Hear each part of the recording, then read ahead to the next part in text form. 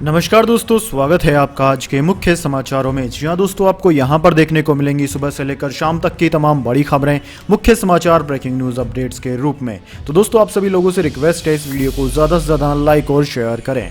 तो दोस्तों, सीधे चलते हैं आज की पहली बड़ी खबर की ओर। दिल्ली में भी अब बुलडोजर राज। जहांगीरपुरी दंगे के बाद चले बुलडोजर, सुप्रीम कोर्ट ने लगाया ब्रेक। जी हाँ दोस्तों, हिंसाग्रस्त जहांगीरपुरी में सुप्रीम कोर्ट के आदेश के बावजूद चल रहे बुलडोजर आखिरकार थम गए। दोस्तों, आपकी जानकारी के लिए बता दें, हिंसा के बाद सामान्य होते हालात के बीच उत्तरी दिल्ली नगर निगम एनडीएमसी की तरफ से जहांगीरपुरी में अतिक्रमण हटाओ अभियान चलाया जाने वाला था, लेकिन सुप्रीम कोर्ट ने इस पर रोक लगा दी। इसके बावजूद जहांगीरपुरी में कुछ देर के लिए बुलडोजर चले। हालांकि बाद में दिल्ली नगर निगम ने तोड़फोड़ की कार्यवाही बंद कर दी। दिल्ली पुलिस के स्पेशल सीपी दीपेंद्र पाठक ने कहा कि सुप्रीम कोर्ट का आदेश मिल गया है, कार्यवाही रोक दी गई है। अभी यहाँ के हालात शांतिपूर्ण है, पर्याप्त संख्या में पुलिस बल तैनात किया गया है। इसके बाद दोस्तों, अगली बड़ी खबर। पंजाब सरकार का बड़ा फैसला, शहीदों के परिवारों को मिलेंगे 1 करोड़ रुपए। जी हाँ दोस्तों, कोई भी दंगा हो या किसी तरह की प्राकृतिक आपदा आए, पुलिस के जवान हर जगह पर सबसे पहले खड़े नजर आते हैं। अब इन पुलिस कर्मियों को लेकर पंजाब की आम आदमी पार्टी सरकार ने बड़ा फैसला लिया है। अब पंजाब पुलिस में ड्यूटी पर शहीद होने वाले जवानों के परिवारों को 1 करोड़ की राहत राशि मिलेगी। दरअसल दोस्तों, पठानकोट में तिरंगा यात्रा के दौरान अरविंद केजरीवाल ने लोगों से ये वादा किया था, जिसे अब सरकार बनने के बाद उन्होंने पूरा कर दिया। पंजाब के मुख्यमंत्री भगवंत मान ने ऐलान किया कि ड्यूटी पर शहीद होने वाले जवानों के परिवारों को अब राहत राशि के रूप में 25-50 लाख नहीं बल्कि पूरे 1 करोड़ की राशि दी जाएगी। इसके बाद दोस्तों, अगली बड़ी खबर। शिवसेना ने कहा, लाउड स्पीकर पर राष्ट्रीय नीति बनाए प्रधानमंत्री मोदी, पहले गुजरात दिल्ली में करे लागू। जी हाँ दोस्तों, शिवसेना नेता संजय राउत ने प्रधानमंत्री नरेंद्र मोदी से अपील करते हुए कहा है कि लाउड स्पीकर के इस्तेमाल को लेकर वह राष्ट्रीय नीति बनाए और इसे गुजरात दिल्ली में सबसे पहले लागू करे। रावत ने केंद्र सरकार से मांग की कि वह लाउड स्पीकर के इस्तेमाल को लेकर राष्ट्रीय नीति बनाए और बीजेपी शासित राज्यों में इसे सबसे पहले लागू करे। महाराष्ट्र नवनिर्माण सेना प्रमुख राज ठाकरे ने इस महीने की शुरुआत में महाराष्ट्र की मस्जिदों पर से लाउड स्पीकर को हटाने की मांग की थी। इसके बाद से लाउड स्पीकर के इस्तेमाल का मुद्दा गर्मा गया है। दोस्तों, रावत ने मुंबई में कहा कि अपनी पार्टी की ओर से मैं प्रधानमंत्री मोदी से अपील करता हूं कि वह लाउड स्पीकर के इस्तेमाल को लेकर एक राष्ट्रीय नीति बनाए और इसे सबसे पहले बिहार, दिल्ली और गुजरात जैसे राज्यों में लागू करे। इसके बाद दोस्तों, अगली बड़ी खबर। कांग्रेस में पीके का रोल तय, सोनिया ने कंफर्म की, प्रशांत किशोर की पार्टी में एंट्री, मिल सकता है रणनीति और गठबंधन का जिम्मा। जी हाँ दोस्तों, 6 महीने तक चली बैठकों और मुलाकातों के दौर के बाद कांग्रेस में प्रशांत किशोर की एंट्री तय हो गई है। बुधवार को कांग्रेस अध्यक्ष सोनिया गांधी ने कांग्रेस के वरिष्ठ नेताओं से कह दिया कि प्रशांत किशोर पार्टी में शामिल होंगे और 2024 के लोकसभा चुनाव के लिए रणनीति बनाने का काम करेंगे। इससे पहले छत्तीसगढ़ के सीएम भूपेश बघेल ने सोनिया गांधी से प्रशांत किशोर के मसले पर बात की। राजस्थान के मुख्यमंत्री अशोक गहलोत ने भी कहा कि प्रशांत किशोर जैसे स्ट्रेटजिस्ट का अनुभव कांग्रेस के लिए फायदेमंद होगा। दोस्तों, सूत्रों के मुताबिक पीके को पार्टी महासचिव का रोल दिया जा सकता है। वे स्ट्रेटजी और अलायंस पर काम करेंगे। अगर ऐसा होता है तो कांग्रेस में पहली बार इस तरह के पद बनाए जाएंगे, यानी कि 2024 लोकसभा चुनाव के लिए प्रशांत किशोर की चुनावी रणनीति और दूसरी पार्टियों के साथ गठबंधन पर फैसला करेंगे। इसके बाद दोस्तों, अगली बड़ी खबर। दिल्ली, कोरोना से मरने वालों के 97% नमूनों में मिला ओमिक्रॉन, जांच में हुआ खुलासा। जी हाँ दोस्तों, जनवरी से मार्च के बीच दिल्ली में कोविड से मरने वालों के 97% नमूनों में कोरोना वायरस का ओमिक्रॉन वेरिएंट था। यह जानकारी सरकारी आंकड़ों के अनुसार दी गई है। इसमें बताया गया है कि मृतकों से जमा किए गए 578 नमूनों के जीनोम अनुक्रमण से पता चला है कि उनमें से 560 में ओमिक्रॉन वेरिएंट था, जबकि शेष 18 में डेल्टा सहित COID-19 के अन्य प्रकार थे, जिसने पिछले साल अप्रैल और मई में संक्रमण की दूसरी लहर और उपवंश को बढ़ा दिया था। दोस्तों, दिल्ली, उत्तर प्रदेश, मिजोरम, महाराष्ट्र और हरियाणा में भी कोरोना के नए केसों में बहुत तेजी से बढ़ोतरी हुई है। दिल्ली में बुधवार को केजरीवाल सरकार ने सार्वजनिक स्थानों पर मास्क अनिवार्य कर दिया है। इसके बाद दोस्तों, अगली बड़ी खबर। दिल्ली सरकार का बड़ा फैसला, मास्क नहीं पहनने पर देना होगा 500 रुपए का जुर्माना, स्कूल खुले रहेंगे। जी हाँ दोस्तों, कोविड के नए वेरिएंट के खतरे को देखते हुए दिल्ली सरकार ने मास्क लगाना कंपलसरी कर दिया है। Delhi disaster management authority DDMA ने बुधवार को अपनी बैठक में यह फैसला लिया। उन्होंने कहा कि मास्क नहीं पहनने पर 500 रुपए का चालान काटा जाएगा। स्कूल और अन्य एजुकेशनल इंस्टीट्यूट बंद नहीं होंगे। डीडीएमए के मुताबिक कोविड-19 के नए वेरिएंट B.1.10, B.1.12 के शुरुआती संकेत मिलने के बाद यह फैसला लिया गया है। दोस्तों, दुनिया के साथ भारत में भी कोरोना के नए मामलों में बढ़ोतरी दर्ज की जा रही है। हेल्थ डिपार्टमेंट के मुताबिक मंगलवार को दिल्ली में 632 नए मामले सामने आए। हालांकि पॉजिटिविटी रेट में कमी आई है। पॉजिटिविटी रेट 7.72 से घटकर 4.42% हो गई है।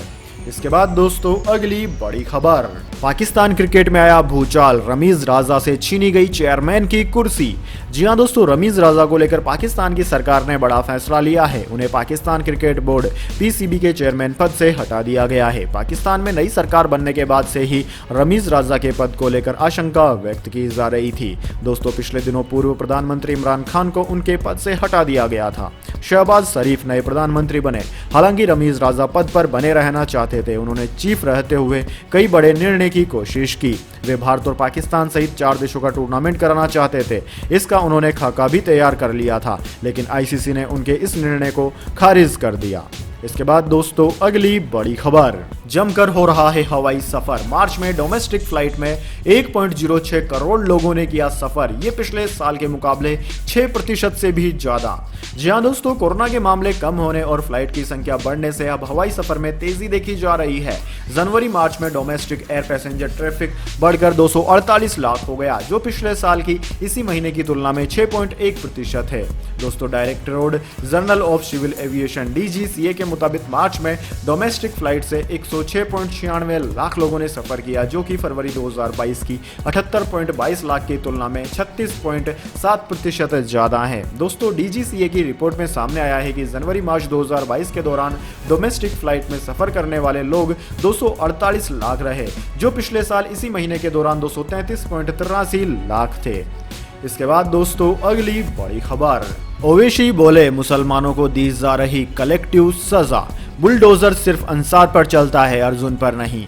जी हां दोस्तों, दिल्ली में जहांगीरपुरी हिंसा के बाद एमसीडी की तरफ से हुई कार्यवाही ने विवाद को और बढ़ा दिया है। एमसीडी के बुलडोजरों ने हिंसा प्रभावित इलाके में अवैध निर्माण बताकर कई दुकानों और निर्माणों को बिना नोटिस ध्वस्त कर दिया। इसे लेकर बीजेपी और केंद्र सरकार विपक्ष के निशाने पर है। अब AIMIM चीफ असदुद्दीन ओवैसी ने इस कार्यवाही को लेकर बयान दिया है। असदुद्दीन ओवैसी ने जहांगीरपुरी में SDM की कार्यवाही को लेकर कहा कि जो कुछ भी हुआ वो तुर्कमान गेट 2022 है। मुसलमानों को कलेक्टिव सजा दी जा रही है। मस्जिद के सामने की दुकानों को तोड़ा गया, लेकिन मंदिर के सामने दुकानों को क्यों छोड़ दिया गया? बुलडोजर सिर्फ अंसार पर चलता है, अर्जुन पर नहीं। ये एक समुदाय को निशाना बनाया जा रहा है। मैं इसकी निंदा करता हूं। मैं कोर्ट का शुक्रगुजार हूं कि उसने इस पर रोक लगाई, क्योंकि दोस्तों दिल्ली में एमसीडी में बीजेपी का शासन है, इसलिए सरकार पर सवाल उठ रहे हैं। वहीं एमसीडी का कहना है कि उसने अवैध निर्माण के खिलाफ कार्रवाई की, जो पहले भी होती रही है। इस पर ओवैसी ने कहा कि अगर वो दुकान या मकान अनाधिकृत थे तो 7 साल से बीजेपी की सरकार क्यों सोई हुई थी? आपने एक समुदाय को निशाना बनाकर उनकी दुकान और घर को नुकसान पहुंचाया है। कौन अपराधी है, यह फैसला कोर्ट को करना है।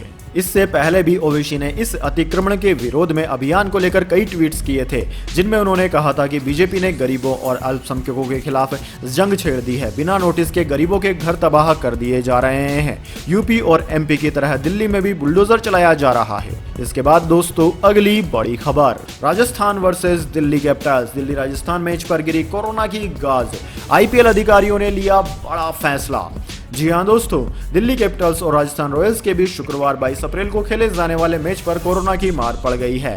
दरअसल दोस्तों, मिचेल मार्श सहित दिल्ली कैपिटल्स की टीम में कोरोना वायरस से कुल 6 केस मिले हैं। एक केस तो पंजाब के खिलाफ मैच से ठीक पहले सामने आया। ऐसे में अब दिल्ली और राजस्थान के बीच मैच का वेन्यू बदल दिया गया है। दोस्तों, पहले के शेड्यूल के मुताबिक दिल्ली और राजस्थान के बीच मैच पुणे के महाराष्ट्र क्रिकेट एसोसिएशन स्टेडियम में खेला जाना था, लेकिन अब यह मुकाबला मुंबई के वानखेड़े स्टेडियम में खेला जाएगा। इससे पहले दिल्ली और पंजाब के बीच मैच का वेन्यू भी बदला गया था।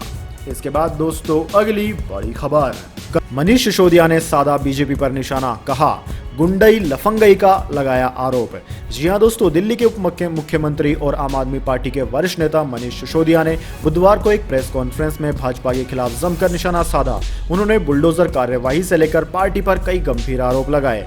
मनीष सिसोदिया ने कहा कि पूरे देश में भारतीय जनता पार्टी कहीं स्कूल, कॉलेज, रोजगार, महंगाई कम करने की बात करती नजर नहीं आएगी, केवल गुंडई लफंगई की बात करती हुई नजर आएगी। इसके नेता गुंडई लफंगई करते हुए देखे जा सकते हैं या फिर गुंडे दबंगों का सम्मान करते हुए नजर आ जाएंगे। मनीष सिसोदिया ने आगे कहा कि देश की अगली पीढ़ी को पढ़ाने का इनके पास कोई काम नहीं है, नौकरी देने का कोई काम नहीं है। जहां देखो कुल मिलाकर भारतीय जनता पार्टी हर तरफ गुंडई और लफंगई का नाम बन गई है। पिछले 8 साल से भारतीय जनता पार्टी देश की सत्ता में है। 8 साल में इन्होंने स्कूल, अस्पताल, रोजगार, महंगाई कम करने के लिए कुछ नहीं किया, केवल लड़ाई झगड़े, मारपीट, महिलाओं से छेड़छाड़ करने को बढ़ावा दिया, ट्रैक्टर और बसों से कुचलवाने को बढ़ावा दिया है। इसके अलावा मनीष सिसोदिया यही नहीं रुके, उन्होंने उत्तर प्रदेश और मध्य प्रदेश में चलने वाले बुलडोजर मामले पर भी बात की और बोले, अगर देश में यह गुंडई और लफंगई बंद करनी है तो सबसे सरल तरीका है कि बीजेपी के हेडक्वार्टर पर बुलडोजर चला दो।